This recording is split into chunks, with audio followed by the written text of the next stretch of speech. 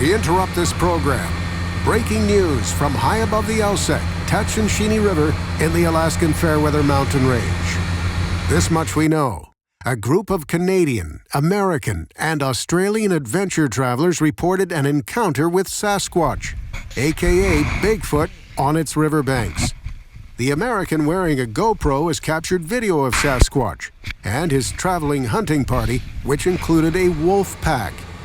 It is not confirmed, but experts who are viewing the 2 hours of video footage believe climate change, which has already disrupted the indigenous people's food chain, the migration of moose, displacement of seals, fish, whales, and vegetation, is believed to have caused Sasquatch hunting party to expose themselves in search of food.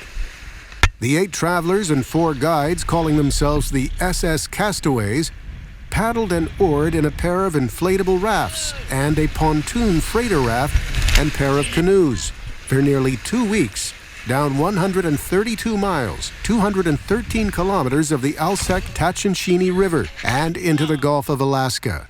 The castaways played in and witnessed the melting ice flows, glaciers, icebergs, towering mountains, birds, bears, beavers, eagles, salmon, and untouched wilderness, recognized as UNESCO World Heritage Site, where man is transient, where man sheds the veneer of civilization and retreats into the wild, where only 3 things matter: food, fire, shelter. Climate change upon civilization has been well documented and measured for decades. The global climate change controversy is not over.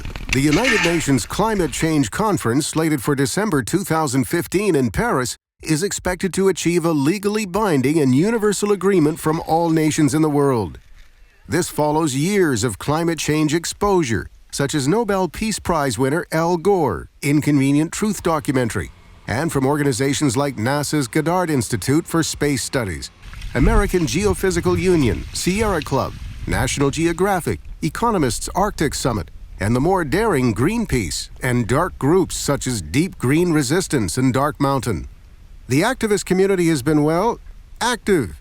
In a recent issue of The New Yorker, a melancholy Jonathan Franzen argued that since Earth now resembles a patient whose terminal cancer we can choose to treat either with disfiguring aggression or with palliation and sympathy, we should stop trying to avoid the inevitable and spend our money on new nature preserves where birds can go extinct a little more slowly. And Google cutting ties with conservative organizations over climate change.